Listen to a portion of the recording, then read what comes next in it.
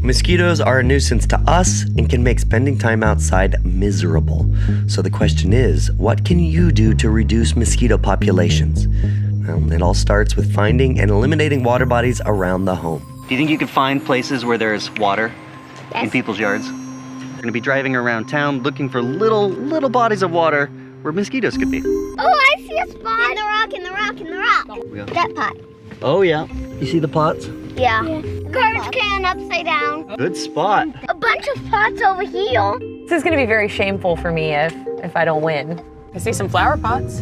This yard here, there's a tarp in the back. Claim that tire. Okay, Casey, you've got 2 points. Look at this, I see some paper cups. Yep. Oh, there's a Amazingly bucket clean. there. Dumpster. People often complain about the mosquitoes in their yards and don't usually think that they can do something about it.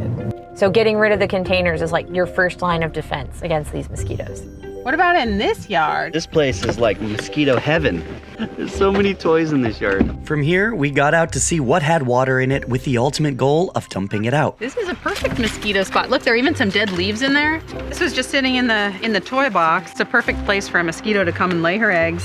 Maybe 50 or so. Yeah, So, I don't know, this is 100 mosquitoes right At here. least, yeah. Yeah. In our frisbee, when it rains, then there might be a little bit of water in our frisbee, so there might be mosquitoes in there. Put a tarp over something and there's nowhere for any water to accumulate until it rains, and then the water actually pools in these big spots, and so you basically have balloons of water. These mosquitoes are doing just fine. Once you start looking, you see little bodies of water everywhere. This is really fun. We're just going around town looking for things that collects water. The point is, we all have a huge responsibility to look for and eliminate standing water around our houses. Please get that. And that's mostly to prevent what we call the bad mosquitoes, the ones that are vectors of disease and will make our lives miserable. I think you won, just for that.